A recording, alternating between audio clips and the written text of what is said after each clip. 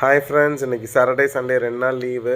அதனால் கொஞ்சம் லேட்டாக தான் எந்திரிச்சோம். காஃபி குடிக்கல. ஃபஸ்ட்டு எந்திரிச்சோடனே ப்ரஷ் பண்ணிவிட்டு குளிச்சுட்டு உப்புமா சாப்பிட்டோம். அப்புறம் ஒரு 11 போல் காஃபி வீட்டிலே போட்டுட்டு ஏதாவது ஸ்நாக்ஸ் வாங்கிட்டு வர சொன்னாங்க. காலையில் கொஞ்சம் தான் எல்லாருமே உப்புமா சர்க்கரை சாப்பிட்டதுனால ஏதாவது இடையில ஸ்நாக்ஸ் சாப்பிட்லாம் அப்படின்னு சொல்லிட்டு நம்மளுடைய ஃபேவரட் ஆஸ் யூஷுவல் வடை தானே. எப்போதுமே வடை தான் ரொம்ப பிடிக்கும்.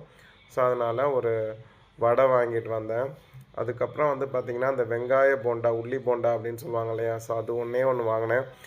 மோஸ்ட்லி ஆளுக்கு ஒரு வடை. அந்த உள்ளி போண்டா மட்டும் எக்ஸ்ட்ரா வாங்கி எல்லோரும் கொஞ்சம் கொஞ்சம் ஷேர் பண்ணிப்போம். ஸோ இந்த ஸ்நாக்ஸ் தான் இப்போ சாப்பிட்டுட்டு இப்போ அடுத்து பசங்களுக்கு அப்படியே ஹோம் ஒர்க்கை ஸ்டார்ட் பண்ணணும். ஏன்னா காலையிலேயுமே கொஞ்சம் படிக்க வச்சிடணும்னு சொல்லிவிட்டு அதுக்கப்புறம் அவங்கெல்லாம் படிச்சுட்டாங்க. மதியம் நாங்கள் சாப்பிட்டு உட்கார்றப்ப மணி பார்த்திங்கன்னா ரொம்ப 2:30 ஆகிடுச்சு. இன்றைக்கி நார்மல் சிம்பிளான ஒயிட் ரைஸு, பச்சை பாசிப்பயிறு இருக்கு இல்லையா, அதை போட்டு கடையல், தொட்டுக்க வந்து பார்த்திங்கன்னா சூப்பரான உருளைக்கிழங்கு மிச்சம் இருந்துச்சு. அப்படியே உருளைக்கிழங்கு பண்ணியாச்சு. ஸோ இதுதான் எங்கள் வீட்டில் இன்றைக்கி லஞ்சு. ரொம்ப அட்டகாசமாக இருந்துச்சு. சிம்பிள் ஒரு லஞ்ச் மெனு அப்படின்னாலும் ரொம்ப டேஸ்டியான சூப்பரான லஞ்ச் மெனு. இதை சாப்பிட்டுட்டு ஃப்ரெண்ட்ஸ் எப்படி தூங்குனேனே தெரில. அப்படி ஒரு டயர்ட்னஸ். நான் வந்து பார்த்திங்கன்னா வீடியோவே எடுக்க முடியல. அவ்வளோ ஒரு டயர்டாக இருந்துச்சு. படுத்தே இருக்கலாம் போல் இருந்துச்சு.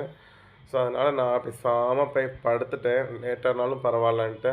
அதுக்கப்புறம் நைட்டு சும்மா சிம்பிளாக ஒரு 2 தோசையும் தக்காளி சட்னியும் சாப்பிட்டு இன்றைக்கி டேவை முடிச்சாச்சு ஃப்ரெண்ட்ஸ்.